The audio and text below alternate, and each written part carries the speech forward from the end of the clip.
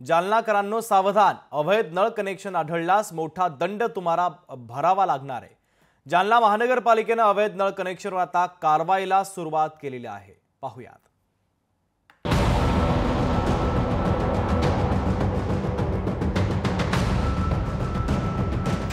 जालन्यात अवैध नळ कनेक्शनवाल्यांना दंड,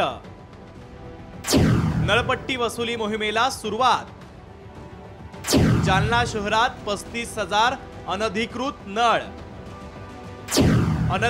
नळ जोडणी आढळल्यास 10,000चा दंड। जालना महानगरपालिकेकडून अवैध नळ जोडणीवर धडक कारवाई करायला सुरुवात झाली आहे। अवैध नळ जोडणी आढळल्यास 2 वर्षांचं पाणी बिल, चालू वर्षाचा पाणी कर यासोबतच विविध शुल्कांसह 10,000 रुपये दंड आकारला जाणार आहे। जालना शहरात 35,000पेक्षा अधिक अनधिकृत नळ कनेक्शन असल्याची माहिती समोर आली आहे। महानगरपालिकेचं पाणी बिल भरा, अन्यथा फौजदारी गुन्हे दाखल करू असा इशारा महापालिकेचे आयुक्त संतोष खांडेकरांनी दिला आहे। 10,000 रुपये प्रमाणे त्यांनी महापालिकेत भरणा केला तरच त्याचं जे कनेक्शन आहे, जे अनधिकृतपणे घेतलेलं आहे ते नियमित केलं जाईल।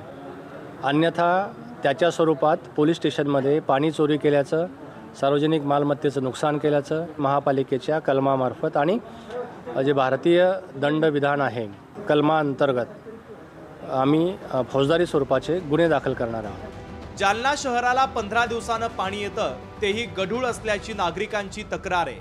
तर महापालिकेनं पाणीपट्टी वाढवण्याचा निर्णय घेतला आहे। मुळात जालना महानगरपालिकेनं स्वच्छ पाणी किमान दर आठवड्याला दिलं तरच पाणी बिल भरणार असल्याचा इशारा नागरिकांनी दिला आहे। हा सिर्फ गुत्तेदाराचे पोट भरण्यासाठी हा धंदा त्यांनी मांडलेला आहे आणि आमचं एक म्हणणं आहे की आम्हाला स्वच्छ पाणी द्या, आम्ही 2700 3,000 रुपये देऊ।